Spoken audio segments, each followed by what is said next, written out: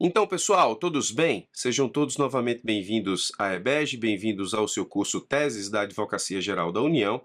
Vamos analisar a nossa 15ª tese, portanto, estamos na metade do nosso curso, um curso com 30 teses, onde eu ministro aqui tudo aquilo que eu considero muitíssimo importante na jurisprudência do Supremo e do STJ, com grandes chances de cobrança nos próximos concursos da Advocacia Geral da União, Procurador Federal, Procurador da Fazenda ou Advogado da União.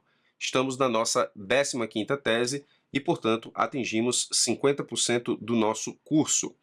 Na tese 15 do nosso curso, eu vou tratar de uma importantíssima decisão do STJ que está muito mais para o concurso de advogado da União pensando em segunda fase, mas pode cair em qualquer dos concursos da Advocacia Geral da União.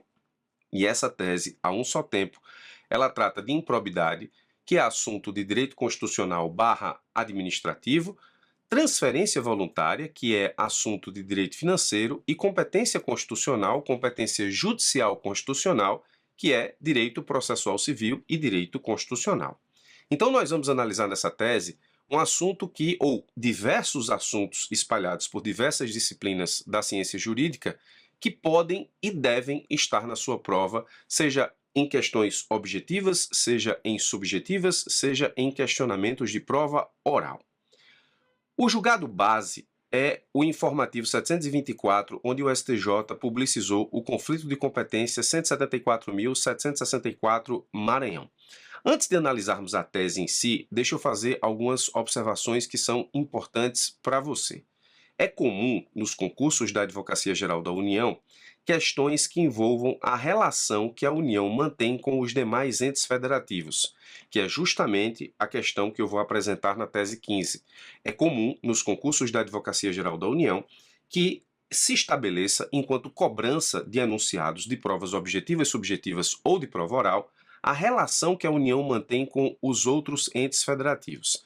Por que isso é importante? Porque a União, ela, nesse caso, praticamente comanda a ideia de equilíbrio fiscal. O equilíbrio fiscal depende da União exatamente pela questão das transferências obrigatórias, direito financeiro, constitucionalmente estabelecidas, as transferências obrigatórias de receita da União para estados e municípios, e também no que diz respeito às transferências voluntárias. Transferências obrigatórias e transferências voluntárias é um assunto que se estuda dentro do capítulo Receita em Direito Financeiro. Se você não sabe direito financeiro para os concursos da Advocacia Geral da União, corra para saber, porque é uma disciplina importantíssima. Eu tenho curso sobre direito financeiro e fazenda, então, se é do seu interesse estudar comigo, procure no site da EBEG o curso Direito Financeiro e Fazenda, professor Birajara. Então, o equilíbrio fiscal depende da União, por conta exatamente da ideia das transferências obrigatórias e voluntárias, que a União, nesse caso, funciona como ente transferidor. Eu explico aqui, ó. Nas transferências obrigatórias e voluntárias, direito financeiro, a União é normalmente o ente transferidor. A União concentra maior renda, por isso que o equilíbrio fiscal depende dela, exatamente no conceito de transferências obrigatórias e voluntárias. E estados e municípios, muitas vezes, devem à União, razão pela qual a União, nesse caso, mantém diversos relacionamentos com estados e municípios que podem ser objeto de cobrança nas provas da Advocacia Geral da União, então se ligue nisso. Toda jurisprudência que estabelece como a União se comporta em relação a estados e municípios é uma jurisprudência importante para os concursos da AGU. Como de praxe aqui no nosso curso de teses, vamos entender a tese a partir de uma situação que envolve uma questão que poderia estar na tua prova de segunda fase. Essa é uma questão autoral minha e, portanto, preste bastante atenção porque ela envolve exatamente todos esses assuntos aqui, ó, listados no que diz respeito à importância da tese: improbidade, transferência voluntária e competência constitucional em matéria de jurisdição. Então, vamos para o questionamento. Imagine que o município barra estado, poderia ser qualquer ente federativo aqui, realizou convênio com a União para a construção de uma quadra poliesportiva. A União se compromete a repassar 95% do valor da quadra e o município barra estado 5%, ficando responsável pela contratação, mediante licitação da empresa necessária para a obra e deve, nos termos do ajuste administrativo, informar a União mensalmente o percentual de execução da obra. No convênio, ficou definido que 50% do valor da União seria repassado de imediato. O município barra estado recebeu o valor, 50% do objeto do convênio, e o seu gestor maior, ou seja, prefeito ou governador, dolosamente nunca contratou a empresa para a obra e nunca prestou contas do objeto do convênio e por isso foi inscrito no CALC, ficando impossibilitado de receber novas transferências voluntárias da União. O novo gestor do município/estado, ou seja, o gestor novo, não o gestor que firmou esse convênio e não prestou contas, a fim de voltar a receber transferências voluntárias, tomou várias medidas contra o ex-gestor, dentre elas o ajuizamento de ação de improbidade. Sobre essa demanda judicial, de quem é a competência para julgar a ação de improbidade ajuizada por município/estado em face de prefeito/governador por irregularidade na prestação de contas de verba federal decorrente de transferência voluntária em sede de convênio firmado com a União, levando em conta que essa verba é fiscalizada pelo TCU e que há interesse da União em que a verba em questão seja utilizada na perfeita execução do objeto do convênio. Então, nós temos o primeiro questionamento aqui.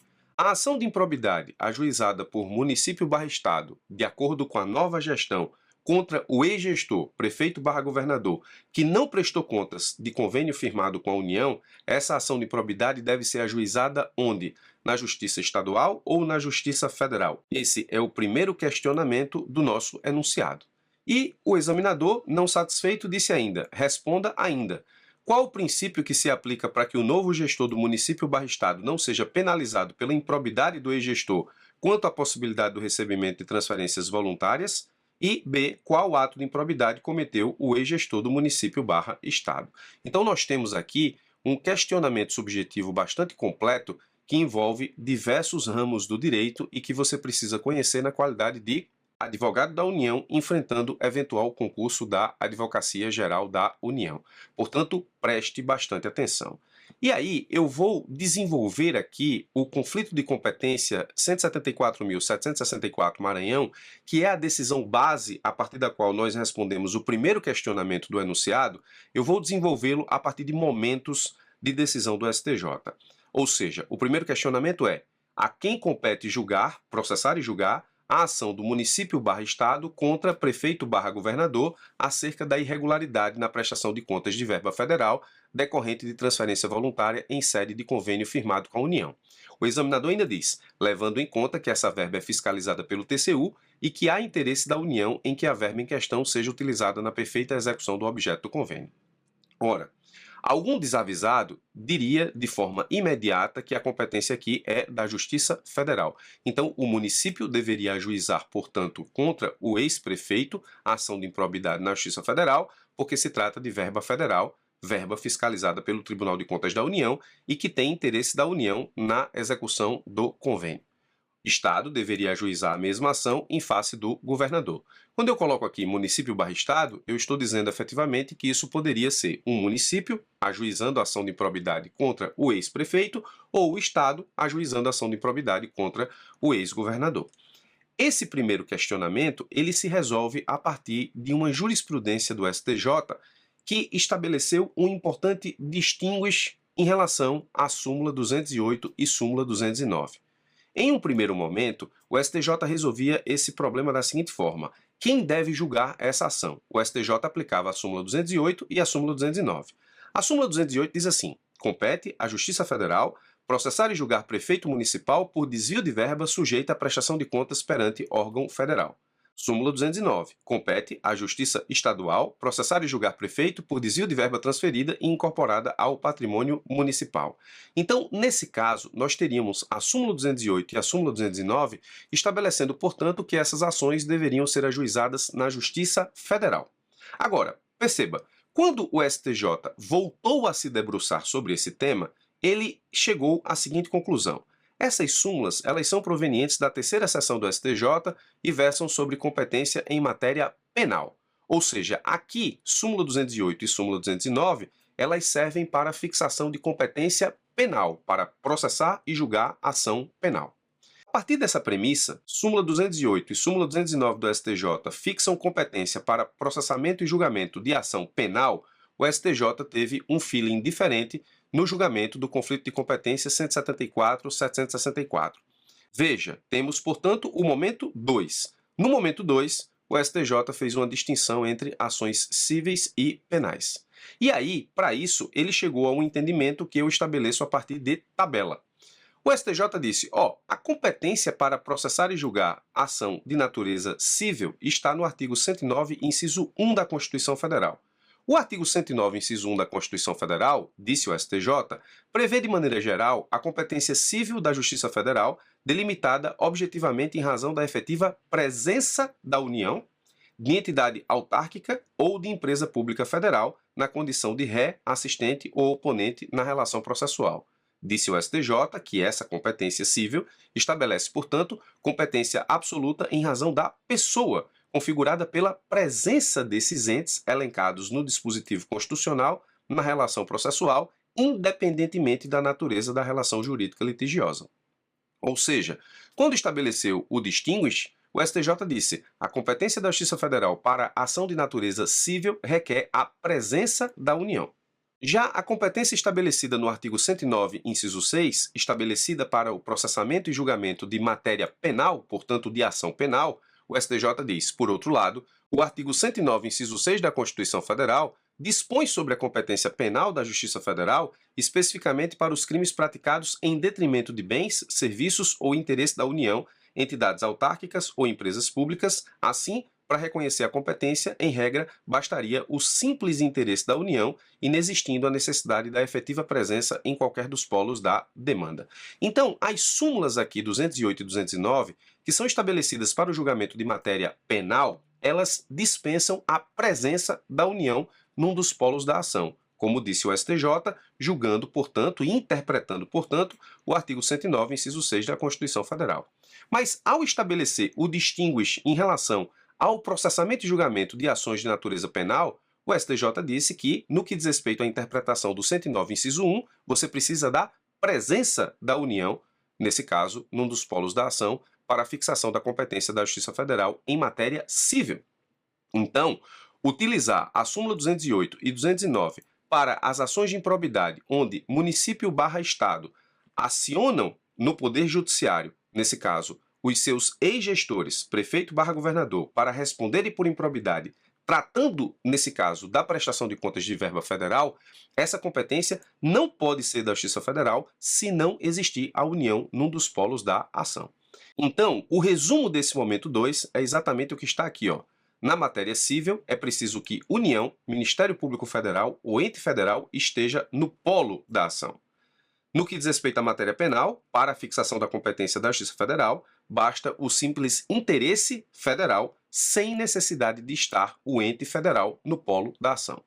Ao estabelecer, portanto, uma diferença entre a matéria civil e a matéria penal, nesse caso, o STJ estabeleceu um distinguish na aplicação das súmulas 208 e 209 em matéria civil, ou seja, para a sua não aplicação. E aqui é preciso, nesse caso, revisar o que é o instituto do distinguish. Distinguish é a prática de não aplicar dado precedente vinculante por se reconhecer que a situação sub judice, aquela que se está julgando imediatamente, não se encarta nos parâmetros de incidência do precedente. É exatamente o que o STJ fez no caso. Ele entendeu que para as ações de natureza civil não é possível aplicar as súmulas 208 e 209. Exatamente porque a situação apresentada em termos de ação de improbidade não se encaixa para as súmulas estabelecidas para o julgamento de matéria penal. É preciso também distinguish de defines. Defines é um instituto em que, nesse caso, aquilo que se está julgando naquele momento afronta o entendimento consolidado no precedente e precisa ser reformado. O distinguish, ou no distinguish, a situação julgada não afronta um precedente. Se parece com ele em termos de aplicação do precedente, mas não é igual e merece tratamento diferenciado. Já no defines, a situação julgada deve ser resolvida pelo precedente e, ao não o aplicar, afronta-o, ou seja, no defines, que traduzindo significa desafio, a decisão que você está julgando desafia um precedente e, portanto, deve ser reformada para aplicação do precedente. No distinguish, que é nesse caso a ideia de diferenciação, a decisão que você está julgando não se amolda ao precedente, portanto, deve ser encarada como uma situação diferente que merece uma outra solução. Então, imagine que você pode estar numa prova de segunda fase dos concursos da Advocacia Geral da União e o examinador peça para que, no sistema de precedentes, você diferencie distinguish de defines. Então, está aqui a revisão. Nós estamos diante, portanto, de um distinguish E aí vamos para os pontos que respondem o primeiro questionamento. Nas ações de ressarcimento ao erário e improbidade administrativa, ajuizadas em face de eventuais irregularidades praticadas na utilização ou prestação de contas de valores decorrentes de convênio federal, o simples fato de as verbas estarem sujeitas à prestação de contas perante o Tribunal de Contas, por si só, não justifica a competência da Justiça Federal. Então, o fato da verba federal estar, portanto, sendo malversada por Estado e município, se ela se sujeita ao Tribunal de Contas, sendo, portanto, verba federal, Tribunal de Contas da União, não atrai a competência da Justiça Federal pelo simples fato da verba se sujeitar à fiscalização do TCU. E o ponto 2, igualmente, a mera transferência e incorporação ao patrimônio municipal de verba desviada, no âmbito civil, não pode impor de maneira absoluta a competência da Justiça Estadual. Se houver manifestação de interesse jurídico por ente federal que justifique a presença no processo, por exemplo, União ou MPF, regularmente reconhecido pelo juiz federal, nos termos da súmula 150, a competência para processar e julgar a ação civil de improbidade administrativa será da Justiça Federal. Perceba, no ponto 1, o fato da verba ser federal não atrai a competência da Justiça Federal. O que atrai a competência da Justiça Federal é o interesse da presença de um ente federal num dos polos da ação. Como estamos falando de ação de ressarcimento ao erário e de improbidade, nós temos, portanto, o eventual interesse da União ou do Ministério Público Federal. Agora, fala o STJ em súmula 150, porque quem julga o interesse da União no feito é o juízo federal, diz a súmula 150. Compete à Justiça Federal decidir sobre a existência de interesse jurídico que justifique a presença no processo da União, suas autarquias e empresas públicas. Então, por exemplo, se o município/estado ingressa com ação de improbidade, nesse caso, contra o ex-gestor, prefeito/governador, na Justiça Federal, sendo, portanto, polo da ação município versus prefeito ou estado versus governador, o juízo federal intima a União e o Ministério Público Federal para que digam se tem interesse no feito. Ao manifestar interesse no feito, o juiz julga esse interesse, juiz federal. E se ele entender que há interesse jurídico da União no feito, ele mantém o processo na Justiça Federal ou o encaminha para a Justiça Estadual.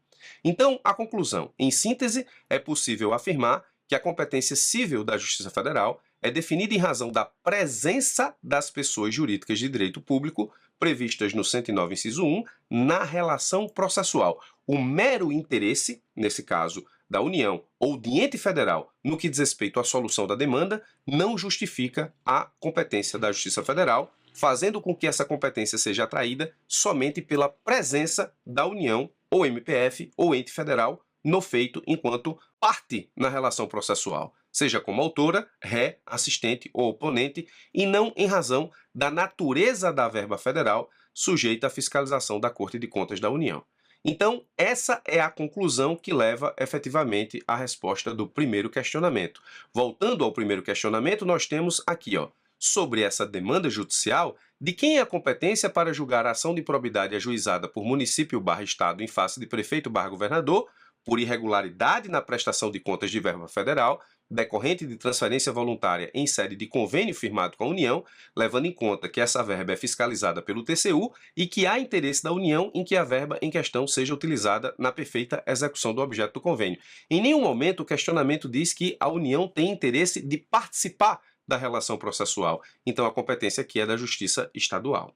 Agora, se a União manifestar o interesse de participar da relação processual, portanto de ser parte da demanda, nesse caso seria uma ação em que a União iria aderir ao polo ativo junto com o município/estado, a competência seria da Justiça Federal. O fato da verba ser fiscalizada pelo TCU não atrai a competência da Justiça Federal e o fato de que a União tenha interesse na execução do convênio não atrai, nesse caso, a Justiça Federal como competente. Apenas o interesse de participar da relação processual como parte da União ou do MPF faz com que essa competência seja da Justiça Federal. É preciso explicar isso no que diz respeito à resposta desse primeiro item em eventual prova subjetiva. Agora, responda ainda qual princípio se aplica para que o novo gestor do município/estado não seja penalizado pela improbidade do ex-gestor quanto à possibilidade do recebimento de transferências voluntárias e qual ato de improbidade cometeu o ex-gestor do município/estado. Vamos para os demais questionamentos e aí, respondendo, nós temos o seguinte: qual princípio se aplica para que o novo gestor possa voltar a receber transferências voluntárias e não ser penalizado pela improbidade do gestor anterior? pela não prestação de contas do convênio que ele firmou, é o princípio da intranscendência subjetiva das sanções. Preciso te dizer, especialmente você que estuda para os concursos da Advocacia Geral da União, que existe súmula da AGU de 2009, a súmula número 46, que diz assim: será liberada da restrição decorrente da inscrição do município no CIAF ou CADIM a prefeitura administrada pelo prefeito que sucedeu o administrador faltoso, portanto, o novo gestor, quando tomadas todas as providências objetivando o ressarcimento ao erário, nesse caso, inclusive, eventual ação de improbidade contra o ex-gestor. Então, o princípio da intranscendência subjetiva das sanções é o princípio que, nesse caso, representa a resposta do segundo questionamento do nosso enunciado. Eu trago a jurisprudência aqui apenas para que você possa revisar. Diz o Supremo: segundo a posição que prevalece no Supremo, se a irregularidade no convênio foi praticada pelo gestor anterior e a gestão atual, depois que assumiu, tomou todas as medidas para ressarcir o erário e corrigir as falhas, apresentou todos os documentos ao órgão fiscalizador, ajuizou a ação de ressarcimento contra o antigo gestor, nesse caso, o ente, Estado ou município, não poderá ser incluído nos cadastros de inadimplentes da União. Assim, de acordo com essa acepção, o princípio da intranscendência subjetiva das sanções proíbe a aplicação de sanções às administrações atuais por atos de gestão praticados por administrações anteriores. Esse julgado aqui é muito importante e, portanto, é a resposta ao nosso segundo questionamento. O princípio da intranscendência subjetiva das sanções é a resposta ao segundo questionamento do nosso enunciado. E o terceiro questionamento, nesse caso, qual ato de improbidade cometeu o ex-gestor do município barra-estado? Nós teríamos que identificar isso no artigo 11 da Lei de Improbidade. Nesse caso, nós temos um ato de improbidade que viola princípio da administração. O inciso 6 diz: deixar de prestar contas quando esteja obrigado a fazê-lo, desde que disponha das condições para isso, com vistas a ocultar irregularidades. Então, nós temos esse ato de improbidade. É importante dizer que o enunciado tratou do ato de forma dolosa, exatamente como quer ou como deseja a nova lei de improbidade. Dizendo assim: o município barra-estado recebeu o valor e o seu gestor dolosamente, então aqui está configurado, nesse caso, o elemento subjetivo do ato de improbidade, o enunciado já nos disse que há dolo na questão. Nunca contratou empresa para a obra e nunca prestou contas do objeto do convênio, por isso foi inscrito no CALC, ficando impossibilitado de receber novas transferências voluntárias da União. Então, de quem é a competência? A competência, nos termos daquilo que foi apresentado pelo enunciado, é da Justiça Estadual, salvo se houver, nesse caso, demonstração de interesse processual da União ou do MPF de ocupar um dos polos da ação, no caso, aderir ao polo ativo, nessa ação de improbidade. Esse interesse deve ser julgado por juiz federal ou pela Justiça Federal, nos termos da súmula 150 do STJ. O princípio que se aplica aqui para que o novo gestor possa voltar a receber transferências voluntárias é o princípio da intranscendência subjetiva das sanções, e o ato de improbidade é justamente o ato que viola princípios da administração, materializado pelo artigo 11, inciso 6, ou seja, deixar de prestar contas quando esteja obrigado a fazê-lo, desde que disponha das condições para isso, com vistas a ocultar irregularidades. Lembrando que, para que esse ato possa ser qualificado como improbidade, exige a nova lei o dolo como elemento subjetivo do ato que, nesse caso, viola o princípio da administração. O enunciado teve o cuidado de dizer que a atitude do ex-gestor se deu de forma dolosa.